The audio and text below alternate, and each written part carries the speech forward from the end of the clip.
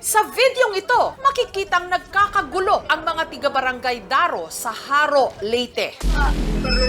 Ang kapitbahay kasi nilang si Sito, balot ng putik.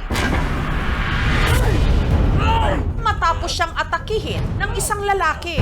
Nakadapa siya, tapos sinasakyan yung likod niya. Kung hindi pa dumating, sigurado na nawawalan kami ng tatay. Takot ako talaga. Gusto kong gumanti para sa asawa ko. Oo, magliray ito niyo. Magliray sa may napalit ikaw mo. Ito lang mo, ito niya mo. Pero imbes na ikulong, ang mga binti at paa ng suspect iginapos sa pagitan ng dalawang kahoy na kung tawagin nila, pandog. Maihahalin tulad ito sa paraan ng paggapos sa mga preso nung unang panahon. At ang suspect hindi nakakulong o nakagapos sa presinto, kundi bihag sa bahay ng sinaktan nitong si Sito. Hindi rin maupay nga sugat ito kuwan. Makaluluigad kasi siyempre, parang ito atol. Pero ito ba talaga ang nararapat na paraan upang pagbayaran ng lalaki ang di umano nagawa niyang kamalian? Kailangan ko tulong. Hindi ko gusto yan, pero wala akong magagawa dahil yun ang paraan.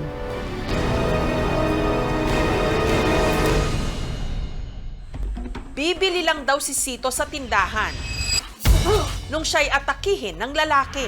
Pagdating ko dito, hinawakan niya ako, tapos bigla ko sinuntok. Hindi niya ko bintawan. Inawat daw ni Sito ang lalaki na nanakit sa kanya. Hanggang ang kanilang bunuan, umabot sa putikan.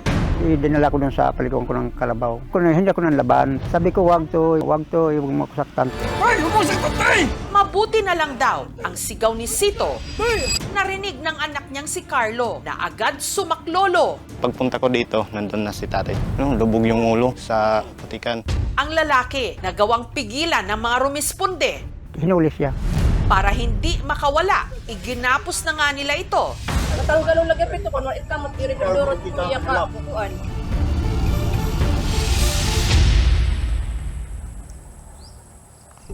Nakaligtas man sa kapahamakan, masakit pa rin daw para kay Sito na makita sa ganitong kalagayan ng lalaki. Ang nanakit kasi sa kanya, walang iba, kundi ang 28 anyos niyang anak, na si Christian, hindi nito tunay na pangalan. Naawa rin ako pag nakikita ko siya.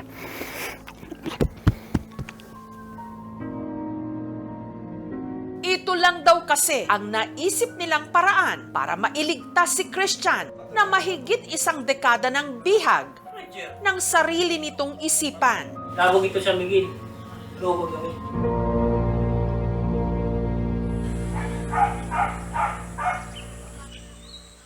Ang sarili nilang bahay ang nagsisilbi ngayong kulungan ni Christian. Hindi ko nalagyan ng ng mga maabot niya, lalo pang matigas, bawal, kasi hangpasin kanya.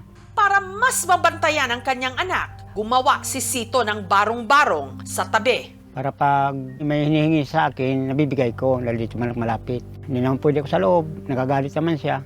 Habang ang misis niyang si Minerva at ang iba pa nilang mga anak, bumukod muna ng tirahan. Yung mga anak ko, doon sila natutulog sa mga kaibigan nila. Kaya kung matulog kayo sa inyo, mamaya ang kuya nyo may pangpalo, kahoy. Dahil sa pandog, limitado ang mga galaw ni Christian. Waray pupilita, sir. Kung hindi siya nakaupo, siya'y nakahiga. Ay, yung bulak at saka dugnit, siya naglagay niyan. Hindi ko gusto yan, pero wala akong magagawa dahil yun ang paraan. Tagaugas lang pinggan. Sa kabila ng pagiging bayolente, may mga pagkakataong maayos naman daw na nakakausap si Christian. Ano, sir? Gagawas ako niyo dito, sir? Gagawas ako niyo. Nagugutom ka na, sir. Sige. Sino magpapakain sa'yo, sir? Tatay ko, nanay ko. Si Sito ang naghahanda ng pagkain niya.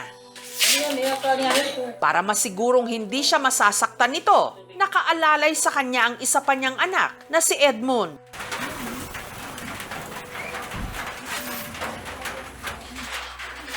Ano yung marasa? Marasa sige, Marasa kaya. nga kayo, bugas lanak, wan. Yung manang tubig. No. Pero may mga pagkakataong sa isang iglap, bigla na lang daw nag-iiba ang timpla ni Christian.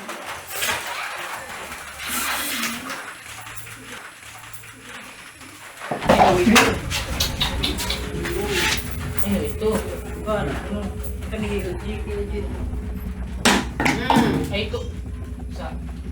Katuloy ko mo? May pagsugat. Panglima sa 10 magkakapatid si Christian. Laki naman siya nung maliit pa siya. Yun, tumutulong sa akin yan. Pagtanim ng kamuting kahoy. Pero nung nag-17 anyos, nagsimulang mag-iba raw ang kilos nito. Naglalakad dito sa bakuran. Naninira ng tulad ng bahay, mga pananim. Hanggang si Christian, nagsimula na rin daw manakit. Sabi na niya, sasaktan kita. Hindi ko pinansin kasi akala ko nagbibiro lang. Bigla na lang niya akong pinalo ng tubo. Bawa ka! Toy, huwag mo akong saktan. Nanay mo ako. Sabi niya, papatayin kita. Takot ako. Nagpasalamat ako sa Panginoon na hindi ako natamaan sa ulo. Ang kondisyon ni Christian, ipinakonsulta na raw nila sa isang doktor at nalaman nilang meron itong bipolar disorder. Nagkakaroon ay sa individual ng extreme na mood shifts from sobrang taas ng mood to sometimes may mga episodes na sobrang baba naman. Another naman is kung may pinagdadaanan na matinding source of stress, trauma. Sabi ng doktor sa akin, tatay, yung anak mo, sa inyo na pagaling kasi 15 days lang talaga ang dito sa ospital. Pero dahil hindi nasundan ang pag-inom ng gamot, mas lalo raw lumala ang kondisyon nito. Nagbabasag siya ng hollow block, yung salamin ng bintana, binabasag niya. Dahil wala raw maayos na pasilidad na pwedeng paglipatan kay Christian, masakit man sa kanila. Ate ako! Kailangan ko ikuhan! Kailangan ko tulong! Ang naisip na lang nilang solusyon, igapos siya sa pandog. Yung kahoy na yun, pinako ng pakong 4 at saka 5. Kasi dito sa Barangay Daro, mayroon magkakapatid noon araw. Ganon din ang ginagawa nila. Nawali na ka na kulit eh. Pakuli na. Alam ko, nahirapan siya. Kasi sabi niya, tay masakit na ganyan pa ako. Sobrang masakit, lalo na kung nasigaw nga. Nanay, nanay, pakawalaan mo yung binti ko. Di ba mahal na mahal mo ako? Mula na maliit pa. Pero sa kabila ng higpit ng pagkakagapos ni Christian, may mga pagkakataon na siya'y nakakatakas.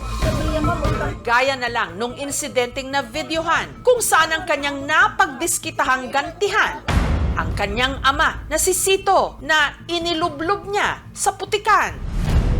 Sa tulong ng kanilang Local Government Unit o LGU, nito lang nakaraang taon nadala ng mag-asawa si Christian sa Maynila para mapakonsulta sa National Center for Mental Health sa Mandaluyong. Makalipas ang ilang buwang gamutan, bumuti raw naman ang lagay ni Christian. Tumaba siya doon, pumuti, bumalik ang niya katawan. Nakapagtrabaho pa nga raw itong construction worker bago pinauwi ng Leyte. Okay na daw siya. Binigay siya ng pamasahe natin sa terminal. Tapos siya lang umuwi dito. Pag uwi dito, mga 2 buwan o 3 buwan, ganyan siya. Magbalik na naman. Ayaw sir, pagpunta nga lahat. Amon sir ha, di ha sir ha. Kaya si Christian, sa pandog ulit ang bagsak. Sa pananaw ko, inhumane po talaga yung pagtatali sa mga tao. Ang ating LGUs, malaki ang role nila to ensure that yung mga constituents nila are able to access yung talagang pinaka-basic of services kahit even sa far-flung areas. Talaga pong isang hamon sa Pilipinas, available resources per province. Merong mga regional mental health councils pero hindi pa para sa lahat ng rehiyon dito sa bansa. Geography, availability of services and facilities, and of course yung funds. Pareho din ang kalagayan ko sa kanya. Parang sarehas yan. Hindi ko makaalis ng malayo kasi dahil sa kanya.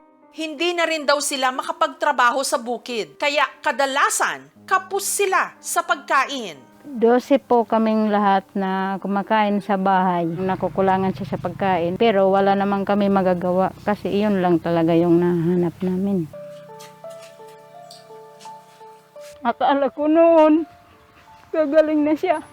Hindi na siya ano ng sakit niya. Sabi ko, tuloy-tuloy na yata. Sama-sama na kami habang buhay. Pero ganun pa rin nangyari sa kanya.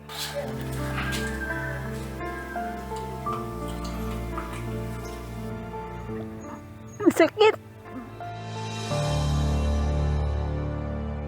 Mahal mo pa ba ako? Diri na. Hindi naman na pinagumani yun. Naawa rin ako pag pag nakikita ko siya. We have an active MHGAP program here in our municipality. Number one aim is to ensure ready availability of the medicine. Nitong nakaraang linggo, bumisita muli ang Rural Health Unit ng Haro para kamustahin si Christian. Tama nga plano. sir. Oo. Ito kan. Regular naman daw ang pagbibigay nila kay Christian ng gamot.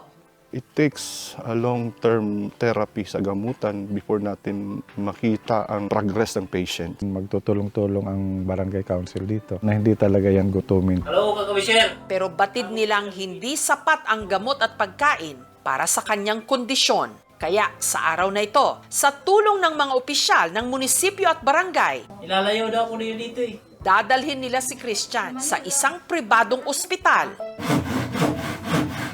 Pero bago nun, kailangan muna nitong makalaya sa Pandog.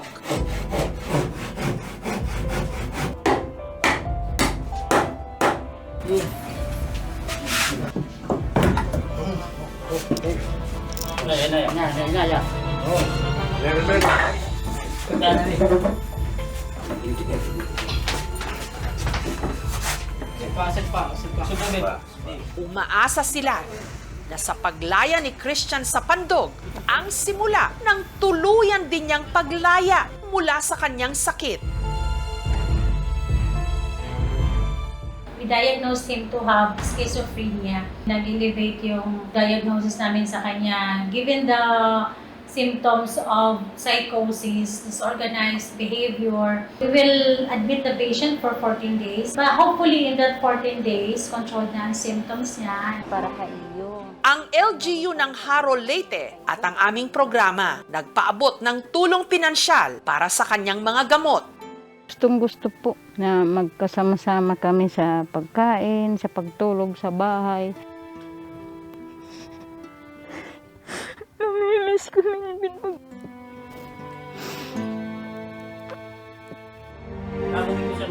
Sa pagdami ng mental health cases sa Pilipinas, kailangan din sanang palakasin ang serbisyo medikal sa ganitong mga kaso at sakit bilang tulong sa kanilang mga pamilya at lalong-lalo na sa mga pasyenteng pilit ding nilalabanan ang hindi nakikitang tunggalian sa loob ng kanilang isipan.